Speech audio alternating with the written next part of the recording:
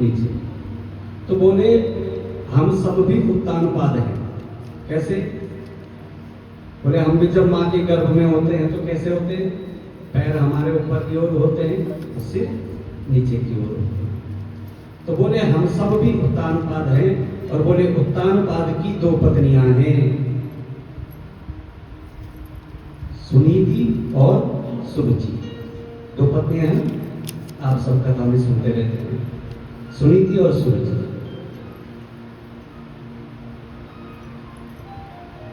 तो सुनीति का अर्थ क्या है? बोले अच्छी नीति, अच्छी बुद्धि। और सुरुचि का अर्थ है मनमानी बुद्धि। तो हम भी उत्तानपाद हैं, हम भी गर्भ में क्या रहते हैं? ऊपर की ओर पैर रहते हैं और नीचे की ओर सिर रहता है। तो इस हिसाब से हम भी क्या हुए? सब उत्तानपाद हुए। हमारी भी दो पत्नियां हैं, सुनीति और सुरुचि। एक मनमानी बुद्धि और एक बुद्धिमानी बुद्धि है कि नहीं? है सबके पास दोनों प्रकार की बुद्धियां हैं। एक बुद्धि गलत काम करवाती है, एक बुद्धि सही काम करवाती है, सबके पास है। तो सुनीति का अर्थ है बोले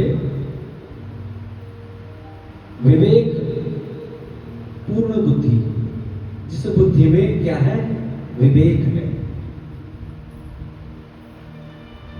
और सुरुचि है बोले विवेकहीन बुद्धि। अब बुद्धि तो सबके अंदर होती है, ऐसा कोई है संसार में जिसके अंदर बुद्धि नहीं है? दिमाग तो सबको दिया है ना भगवान ने। भाई देखो, कोई गलत कार्य करता है, कोई माना चोरी करता है? तो वह बिना दिमाग के करता है क्या? उसमें भी तो दिमाग लगाना पड़ता है, उसमें भी बुद्धि लगानी पड़ती है। लेकिन काम तो वह गलत कर रहा है कि नहीं? काम चोरी करना क्या है? गलत है। लेकिन बुद्धि का प्रयोग वहां भी हो रहा है। तो बोले वहां कौन सी बुद्धि का प्रयोग हो रहा है? बोले सुरुचि रूपी बुद्धि का प्रयोग हो रहा है, विवेकहीन बुद्धि का प्रयोग हो रहा है।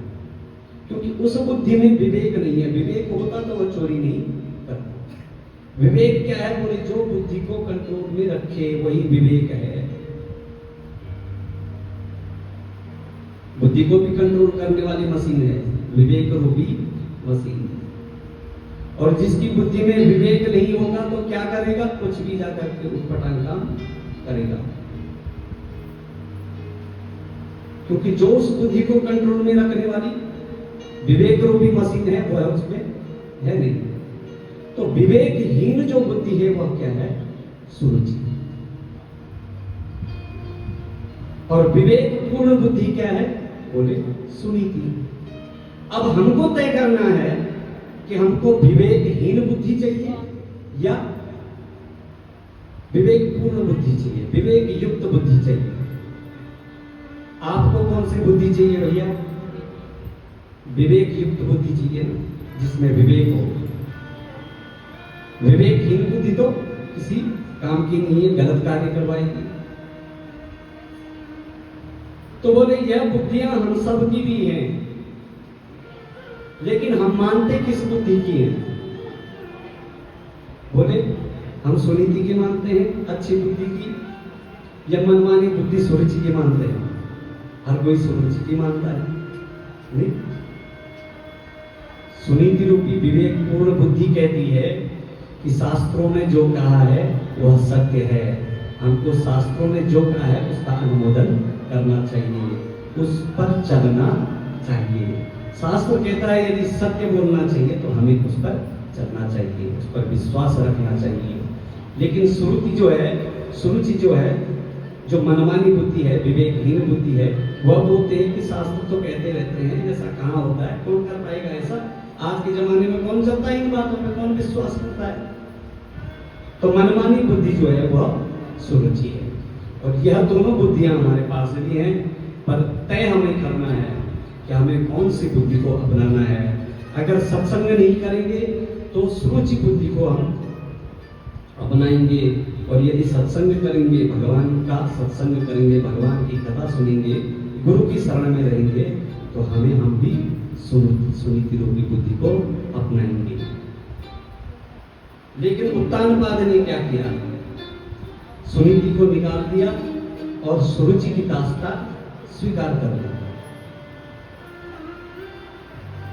ठीक वही हम भी करते हैं। परिणाम क्या हुआ? बोले सुनीति का बालक कौन था पता है? सुनीति के बालक कौन हुए? ध्रुव जी महाराज। और सुरुचि के उत्तम। तो बोले सुनीति से ध्रुव तत्व की प्राप्ति होती है, जो अमरत्व को प्रदान करता है, जो हमें अमरत्व प्रदान कराती है। तो सुनीति को निकाल दिया घर से बाहर और सुरुचि की रास्ता जो है स्वीकार कर ली।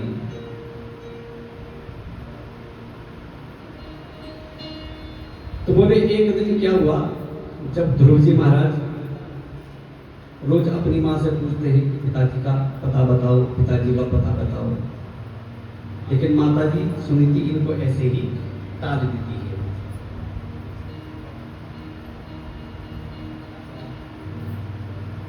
एक दिन ध्रुव घूमते घूमते ध्रुव जी महाराज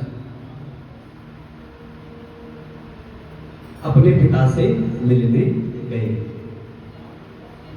और पिता ने जैसे ही ध्रुव जी महाराज को देखा तो एकदम से अपने अंग में भर लिया और अपने आसन पर, सिंहासन पर बैठा दिया ध्रुव जी महाराज को और लाड प्यार करने लगे।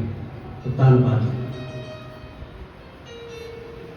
जैसे ही सौतेली मां सुरुचि ने देखा तो एकदम से ध्रुव जी को उतार करके नीचे घसीट करके नीचे निकाल दिया। बोले उतार नीचे, तेरा इस राज सिंहासन पर बैठने का बोले कोई अधिकार नहीं है। तो ध्रुव जी बोले मां क्यों नहीं है? इसलिए नहीं है क्योंकि मैं तुम्हारा बालक नहीं हूं, केवल इसलिए मुझे गद्दी पर बैठने का अधिकार नहीं है। और अगर इसलिए मुझे गद्दी पर बैठने का अधिकार नहीं है तो इस गद्दी पर बैठने के लिए मुझे क्या करना पड़ेगा कि मुझे इसका अधिकार मिल जाए? तो सुरुचि क्या कहती है? तपसाराध्य पुरुषं तस्सेवानुग्रहेण मे गर्भे त्वं साधयात्मानं यदि इच्छसि नृपासनम्। बोले तपसाराध्य, भगवान की तपस्या कर पहले, और भगवान की तपस्या करके जब भगवान प्रसन्न हो जाएं और वर मांगने को कहें तो यूं कहना कि मुझे सुरुचि मैया के गर्भ से इस बार जन्म मिले, और जब तुम मेरे गर्भ से जन्म लेकर के आएगा तब तुझे इस राज सिंहासन पर बैठने का अधिकार प्राप्त होगा। अब देखो सुरुचि ने भक्त का अपमान तो सुरुचि मैया कर ही रही है, लेकिन साथ साथ में भगवान का भी क्या कर रही है? अपमान कर रही है। अपने गर्भ को भगवान से भी बड़ा बताकर भगवान का क्या कर रही है? अपमान कर रही है। और ध्रुव जी महाराज का तो अपमान कर ही रही है। बोलिए श्री सीतारामचंद्र भगवान की जय, पवन सुत हनुमान की जय। ध्रुव जी महाराज तो इस अपमान का घूट पी करके चल पड़े रोते हुए। जैसे सर्प को कोई डंडे से मार दे और वह सर्प जो है फुफकार मारता है, ऐसे ही ध्रुव जी रोते हुए, होठों को फड़फड़ाते हुए चल पड़े। जब रोते हुए सुनीति ने ध्रुव जी को देखा तो एकदम अंक में भर लिया। तो बोले ध्रुव क्या हुआ? किसने तुम्हारा अपमान किया? तो ध्रुव जी का कंठ अवरुद्ध हो गया, ध्रुव जी कुछ बोल नहीं पाए सुनीति मैया से। लेकिन ध्रुव जी के साथ जो बालक थे उन्होंने सारा वृत्तांत बता दिया कि सुरुचि मैया ने ऐसे ऐसे वचन ध्रुव जी को बोले। तो बोले ये वृतांत जब सुनीति मैया ने सुना तो सुनीति मैया का मुख कमल ऐसा मुरझा गया जैसे अग्नि की ज्वालाओं से लताएं मुरझा जाती हैं। ऐसा मुख कमल बोले सुनीति मैया का एकदम से मुरझा गया।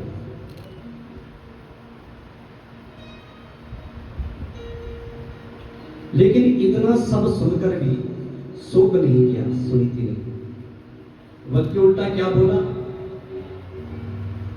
एक भी शब्द जो था सुरुचि के विरोध में सुनीति ने नहीं कहा। यही है सुनीति, इसी को कहते हैं सुनीति। बल्कि सुरुचि ने जो जो वचन ध्रुव को कहे हैं उन्हीं के वचनों का अनुमोदन कर रही है कि बेटा देख, मां तो मां ही होती है और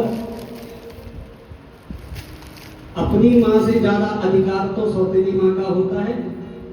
और मां ने तुझे बोल भी दिया तो उसमें क्या बड़ी बात है। माता पिता तो भूलते ही हैं बच्चों के लिए। और उसने बोला, क्या बोला,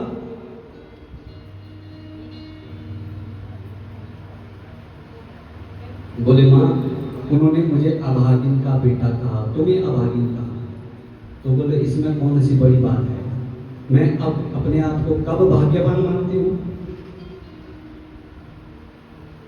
अरे मैं तो हूं ही अभागिन, और अभागिन को उसने अभागिन बोल दिया तो इसमें कौन सा आश्चर्य है, कौन सी बड़ी बात है। इसलिए बेटा मां की बातों का बुरा नहीं मानना चाहिए। अरे तू मुझसे पिता का परिचय पूछता था, मैं तो तुझे आज तक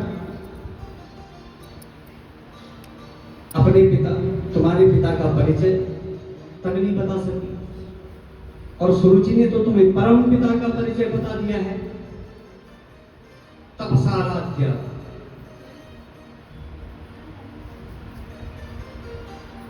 ध्रुव जी बोले मां आप तो उनकी ही वचनों का अनुमोदन कर रही है।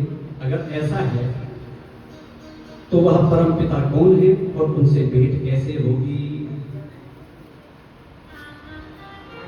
बोले बेटा उसी परम पिता की कृपा से तुम्हारे पिता उस राज सिंहासन तक पहुंचे हैं, इसलिए तुम भी जाओ उनकी आराधना करो। ध्रुव जी बोले कहां मिलेंगे। बोले यत्र तत्र सर्वत्र, भगवान तो हर जगह है।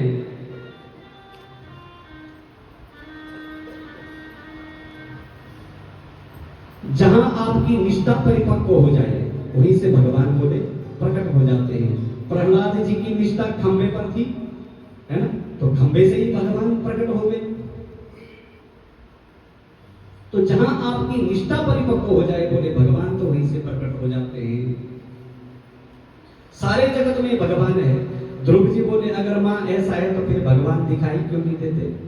तो मैया बोली बेटा हर चीज हर वस्तु दिखाई थोड़ी देती है। पुष्प में सुगंधी है लेकिन क्या दिखाई देती है। चराचर जगत में वायु है पर क्या दिखाई देती है, नहीं दिखाई देती। दूध में घी है पर क्या दिखाई देता है, नहीं दिखाई देता है। कब दिखाई देता है, जब हम दूध को जमाते हैं, उसकी दही बनती है, फिर उसका मंथन करते हैं, मंथन करके माखन बनता है, फिर माखन को गलाया जाता है, तब जाकर के उसमें क्या होता है, घी प्रकट होता है। तो इतनी तपस्या करनी पड़ती है तब जाकर के घी प्रकट होता है। एकदम से थोड़ी होता है, मेहनत करनी पड़ती है, तपस्या करनी पड़ती है। पहले दूध को जमाओ, फिर दही बनाओ, दही बन जाए तो फिर उसका मंथन करो। और मंथन में कितनी मेहनत लगती है, कितनी तपस्या करनी पड़ती है। आजकल तो मशीनें आ गई है, लेकिन जब हम उसमें गांव में क्या बोलते हैं, छाछ पर होते ना, हाँ, तो उसमें कितना जोर लगाना पड़ता है। तो इतना मंथन करना, इतना चिंतन करने के बाद उसमें से घी प्रकट होता है। लेकिन दूध में घी है दिखाई थोड़ी देता। इसलिए बेटा उस ईश्वर की आराधना करो, भगवान की आराधना करो।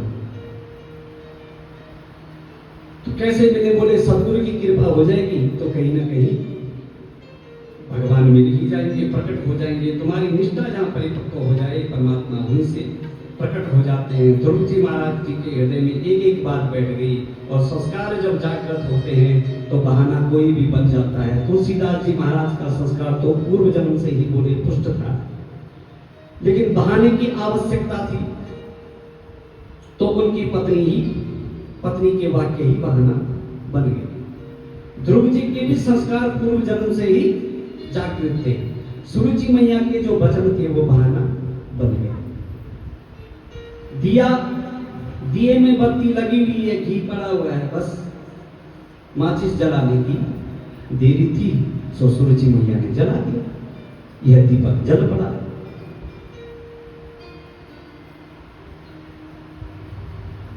बिनु हरि कृपा मिलई नहीं संता। जब ध्रुव जी जा रहे थे तो रास्ते में कौन मिला? बोले नारद जी मिल गए। ध्रुव जी तो भगवान को ढूंढ रहे थे, लेकिन मिल कौन गया? नारद जी महाराज। क्योंकि बिन सत्संग विवेक न होई, है ना, राम कृपा बिन सुलभ न सोही।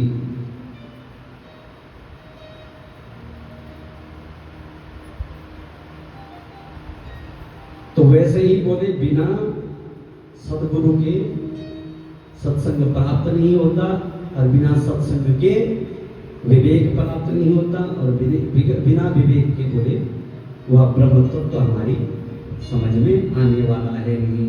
नारद जी ने देखा यह छोटा सा बालक, 5 वर्ष का बालक, सुरुचि मैया के वचनों के आघात से यहां तक पहुंच गया, बड़ा दिव्य है। तो बोले इसका परीक्षण करके देखिए, देखना पड़ेगा कि इसका ऐसा वैसा वैराग्य है, यह मरकट वैराग्य है, यह प्रबल वैराग्य है। कभी कभी क्या होता है, हम भी घर पे होती है खटपट, तो चल बाबा के मठ पर खटपट होती है घर में, तो हमारा कौन रहे इस गृहस्थी के चक्कर में हम तो वैराग्य को चले, हरिद्वार को चले, और फिर थोड़ी देर जाते हैं तो फिर घर वालों की याद आने लग जाती है, फिर वापस आ जाते हैं। ऐसा मरकट वैराग्य नहीं, प्रबल वैराग्य है या मरकट वैराग्य है या साधारण वैराग्य है। कैसा ध्रुव जी का वैराग्य है, जरा इसकी परीक्षा ली जाए। तो नाधुनाप्यवमानं ते सम्मानं वापि पुत्र लक्ष्याम कुमारस्य सक्तस्य क्रीडनादिषु। नारद जी बोले बेटा ये तुम्हारी उम्र खेलने कूदने की है, कहां इस जंगल में भटक रहे हो, 5 वर्ष की अवस्था है। अरे बच्चों के माता पिता तो सहजता से डांट देते हैं, इसका अर्थ ये थोड़ी कि घर छोड़ करके भाग चलो।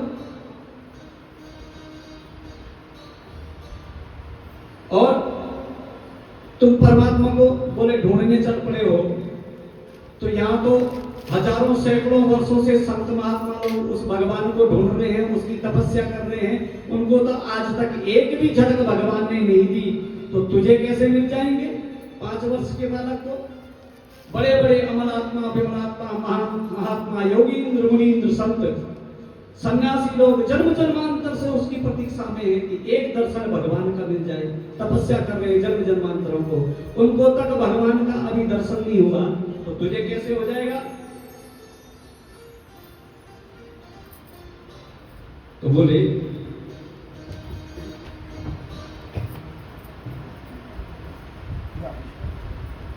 कई प्रकार के उदाहरण ध्रुव जी को सुनाए। बोले अरे घर में तो ऐसी बातें होती रहती हैं, एक बात सुन लो, बड़ों को देखकर सुखी होना सीखो, छोटों पर अनुग्रह करना सीखो, और अपने संग के जो है उनसे मैत्री करना सीखो, तो जीवन में कभी दुखी नहीं रहोगे। आजकल बोले हम अपने दुख से उतने दुखी नहीं हैं जितने दूसरे के सुख से दुखी है। अपने दुख से व्यक्ति दुखी नहीं है, पर दूसरे के सुख से बहुत दुखी है। हम दुखी क्यों, उसका कोई दुख नहीं, पर दूसरा सुखी कैसे है उसका दुख हमको है। इसलिए बोले गुणाधिकांत मुदम लिप्से तनुक्रोशम गुणाधमात मैत्रीन समाना तन्विच्छेन्न तपे भूयते। बोले बहुत सुंदर उपदेश नारद जी ने उस बालक को दिया। ध्रुव जी ने हाथ जोड़कर बोले सरकार, ध्रुव जी बोले हाथ जोड़ करके बोले गुरुदेव एक बात बताओ, क्या छलनी में कोई पानी भर सकता है? भर सकता है? नहीं भर सकता। गुरु जी बोले नहीं, छलनी में तो पानी नहीं भर सकता। तो बोले मेरा हृदय जो है वो सुरुचि माता के उन कटु वचनों से छलनी हो चुका है। अब इसमें आपका ये ज्ञान वैराग्य टिकने वाला नहीं है। इसलिए आपका जो ज्ञान है वह मेरे हृदय में टिकने वाला नहीं है। आप तो बस ये बताइए कि भगवान कैसे मिलेंगे, कहां मिलेंगे।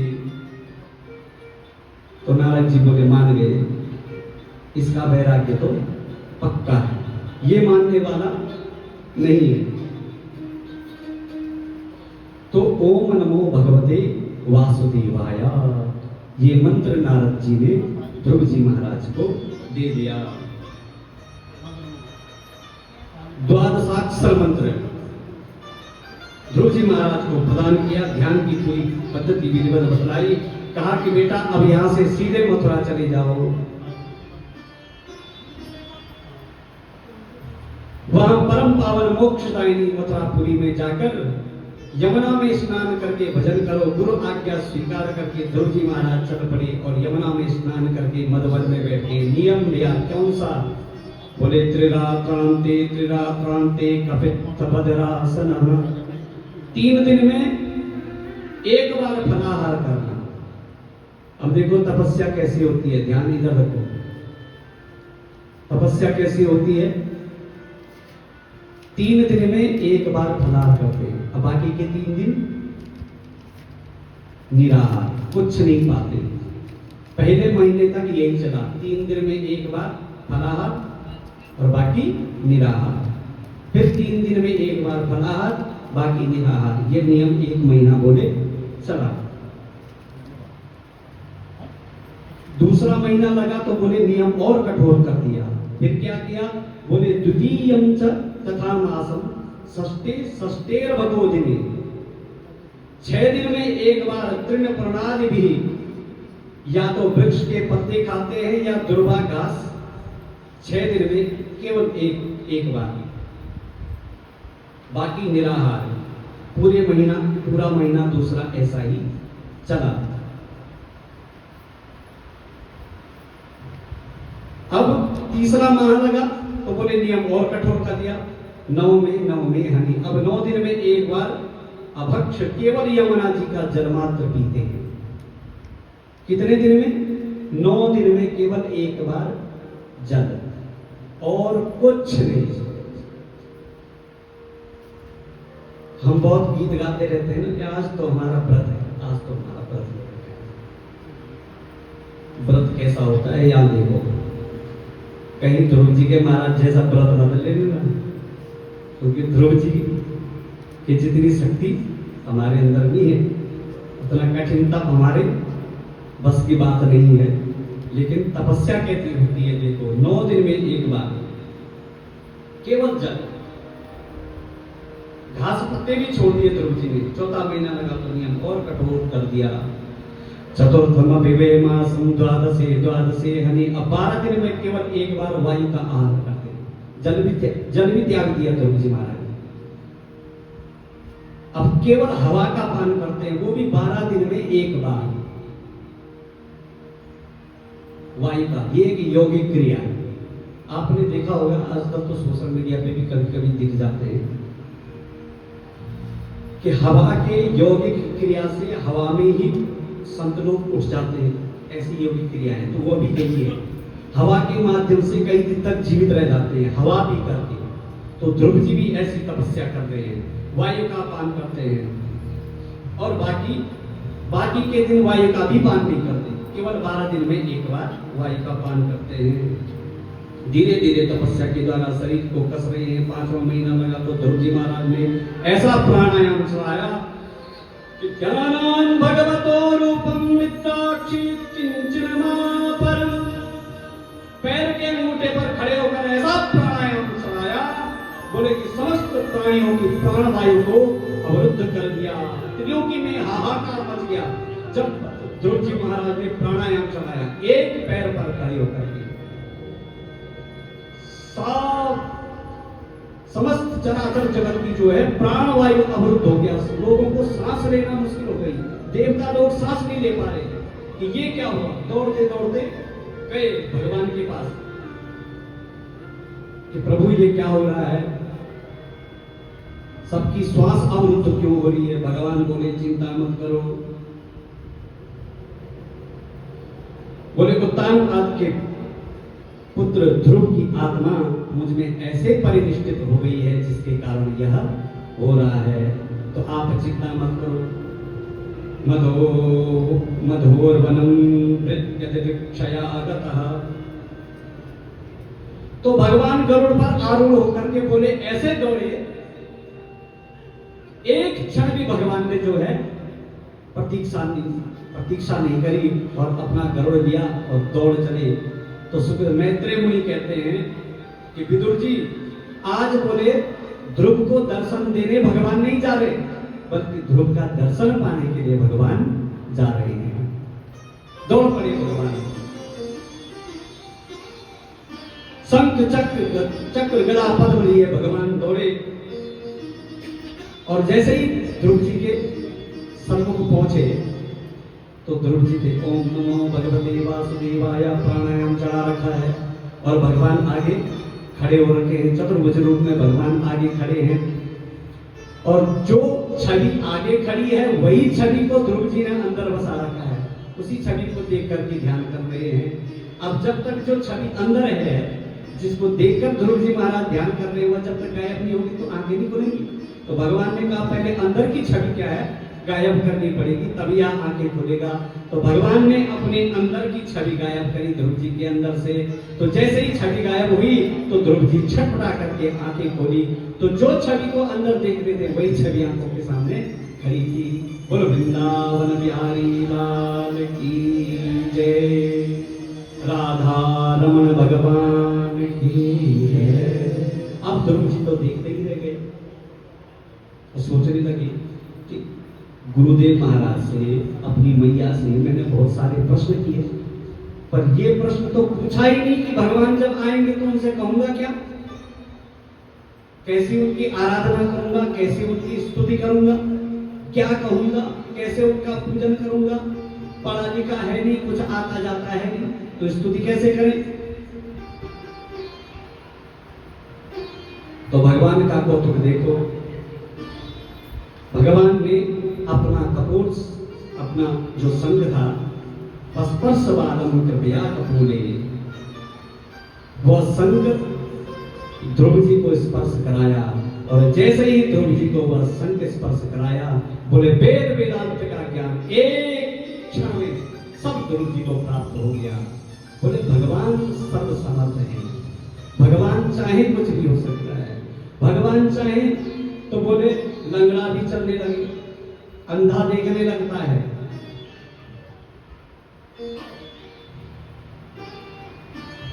अंधा देखे लंगड़ा चलकर पहुंचा काशी में, आंखियां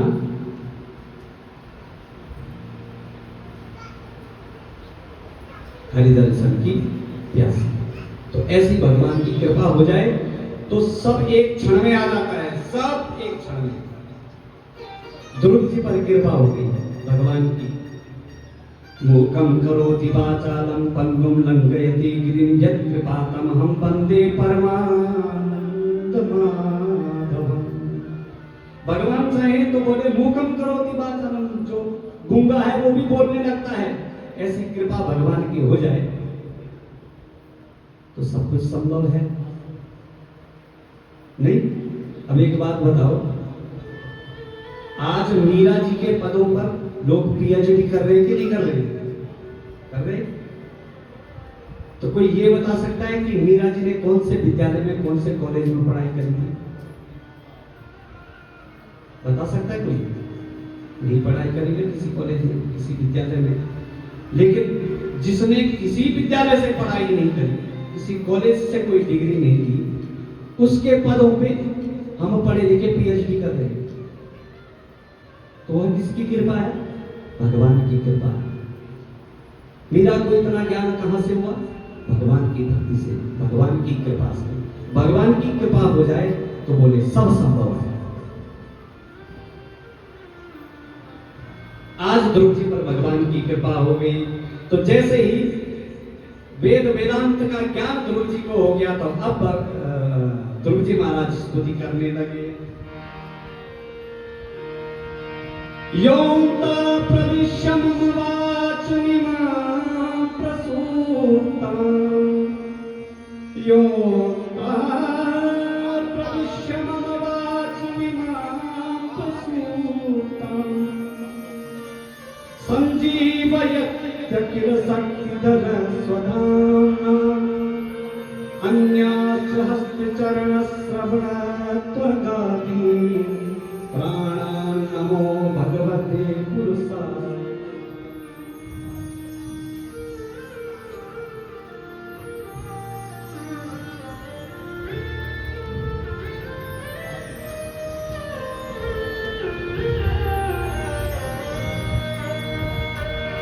क्या बोला? बोले योऽन्तः प्रविश्य मम वाचमिमां प्रसूतां, संजीवयत्यखिल शक्तिधरः स्वधाम्नां, अन्याश्च हस्तचरणश्रवणत्वगादीन् प्राणान् नमो भगवते पुरुषाय तुभ्यम्। क्या स्तुति करी ध्रुव जी महाराज ने? बोले हे प्रभु, मेरे अंतःकरण में प्रविष्ट होकर आपने मेरी सोई हुई वाणी को जगा दिया।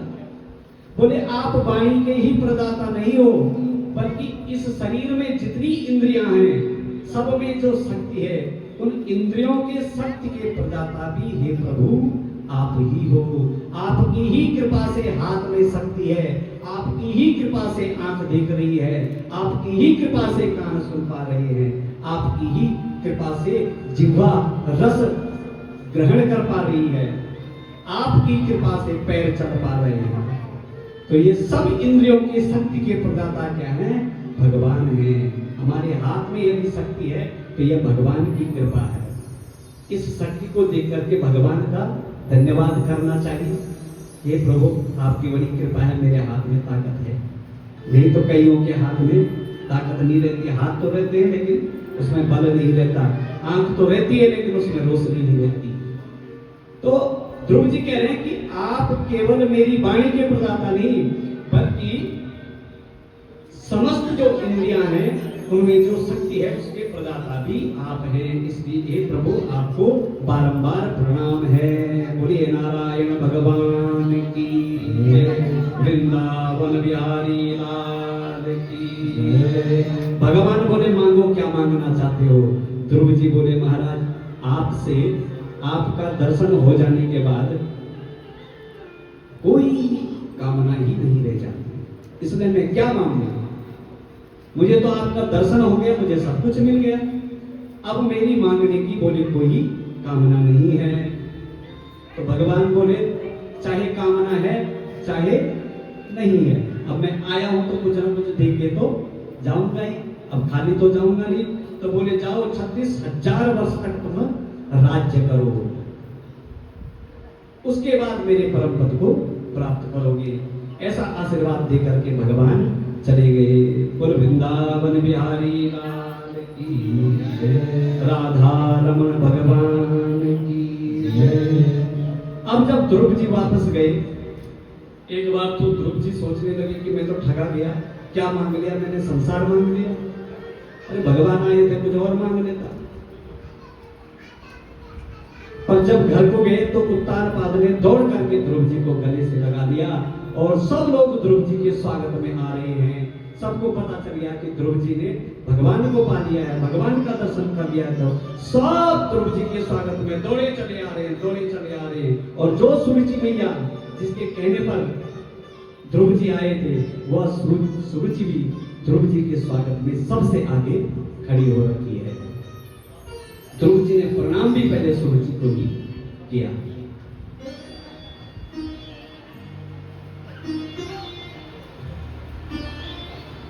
तो सुरुचि को तो पश्चाताप है, लेकिन ध्रुव जी कहते हैं, मां आज अगर मुझे भगवान का दर्शन हो पाया ना, तो उसका कारण केवल आप है। सुरुचि मैया से कह रहे, अगर आपने वो वचन मुझे नहीं कहे होते तो आज मैं भगवान को नहीं पा सकता। एक दिन अब इन्होंने 36,000 वर्ष तक ध्रुव जी ने राज्य किया। इनका भाई है उत्तम, जो सुरुचि का बेटा था। इसका झगड़ा हुआ यक्षों से और यह मारा गया। सुरुचि मां अपने बेटे को ढूंढने निकली, जंगल की दावाग्नि में देह भस्म कर बैठी। ये जब ध्रुव जी को पता चला तो ध्रुव जी ने क्रोध में आकर के सैकड़ों यक्षों का वध कर दिया। तब उतानपाल जी, तब मनु ने आकर के ध्रुव जी को समझाया, महाराज मनु ने, क्या रे ये भक्तों की राह थोड़ी है, उनने तुम्हारा भाई मारा और तुमने उसके बदले में सैकड़ों यक्ष मार डाले। बोले ये भक्तों का रास्ता नहीं है, आप तो अपने स्वरूप को पहचानो, आप पर तो भगवान की बड़ी कृपा है। तो ध्रुव जी ने सारा राजकाज छोड़ करके अब भगवत धाम की तैयारी ध्रुव जी की हुई। पार्षद आए विमान लेकर के ध्रुव जी के लिए। अब ध्रुव जी के जब विमान में चढ़ने लगे तो मृत्यु देवी आ गई आगे। कौन आ गया? मृत्यु देवी। बोले महाराज बिना मुझे स्वीकार करे तो आप जा नहीं सकते। इसलिए सिर झुका करके मृत्यु देवी खड़ी है और मृत्यु के सिर में पैर रख करके विमान में चढ़े हैं ध्रुव जी महाराज। तो महाराज ऐसा परम कुशल, ऐसी कृपा किस पे होगी जिसके लिए मृत्यु भी सर झुकाए खड़ी है। तो ध्रुव जी का मुख जब विमान में जा रहे थे तो लटका हुआ था। तो पार्षदों ने पूछा, आप तो भगवत धाम को जा रहे हो तो फिर मुख क्यों लटका रखा है? बोले मैं तो जा रहा हूं, लेकिन जल्दीबाजी में मैं अपनी मां को पीछे ही भूल आया। अरे जिस मां के प्रताप से आज मुझे परम पद मिल रहा है, उस मां को तो मैं पीछे भूल आया। तो बोले चिंता मत करो, आगे विमान देखो, तुम्हारी माता का ही विमान जा रहा है। जैसे ध्रुव जी ने देखा तो प्रसन्न हो गए और ध्रुव जी भगवत धाम को गए। और आज भी ध्रुव जी महाराज बोले ध्रुव तारा बनकर हम सबके बीच में हैं। बोले ध्रुव जी महाराज की जय, राधा रमण भगवान की जय, वृंदावन बिहारी लाल की जय।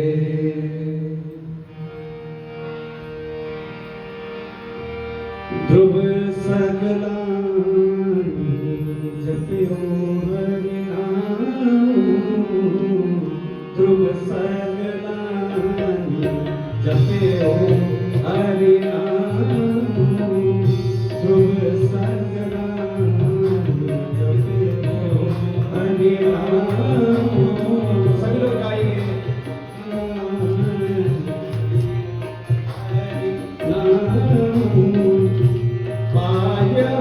अचल अनुपम पायहु, अचल अनुपम ध्रुव सगला जपियो हरि नाम, ध्रुव सगला जपियो हरि नाम, जपियो हरि नाम, जपियो हरि नाम।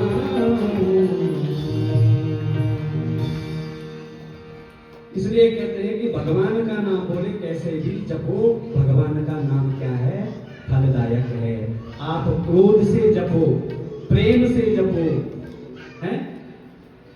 ईर्ष्या से जपो, द्वेष से जपो, जैसे ही मर्जी आप भगवान का नाम जपो, पर भगवान का नाम तो कल्याण ही करेगा। बोल वृंदावन बिहारी लाल की जय, राधा रमण भगवान की जय। तो इस प्रकार से ध्रुव जी पे कृपा हुई। बोले भगवान का नाम कल्याण करता है। भगवान के नाम का स्वभाव है क्या? कल्याण करना। जैसे अग्नि का स्वभाव क्या है? जलाना है ना। आप अग्नि में चाहे गुस्से में हाथ डालो तो भी जलाएगी, यदि बहुत प्रेम से हाथ डालो तो भी अग्नि जलाएगी, क्योंकि उसका स्वभाव है जलाना। और जल में आप यदि हाथ डालो, क्रोध में डालो चाहे प्रेम से डालो, तो वो क्या करेगा? भिगोएगा। तो जल का स्वभाव है भिगोना। जैसे जल का स्वभाव भिगोना है, किसी स्थिति में वह भिगोएगा। अग्नि का स्वभाव है जलाना, किसी स्थिति में वह हाथ को जलाएगा। चाहे आप प्रेम से अग्नि को पकड़ो चाहे क्रोध से पकड़ो, अग्नि तो जलाएगी। अग्नि ये थोड़ी सोचेगी कि मुझे बड़े प्रेम से पकड़ रहा है तो नहीं, इसको बख्श दो, छोड़ दो। अग्नि तो जलाएगी, क्योंकि उसका स्वाभाविक उसका कार्य है जलाना, उसका स्वभाव है जलाना। तो वैसे ही बोले भगवान के नाम का स्वभाव क्या है? कल्याण करना। अब चाहे आप क्रोध में भगवान का नाम भजो, चाहे आप प्रेम से भगवान का नाम भजो, भगवान के नाम का काम है कल्याण करना। तो कल्याण होता है। बोल वृंदावन बिहारी लाल की जय, राधा रमण भगवान की जय। तो आइए, बड़ी सुंदर ध्रुव जी की स्तुति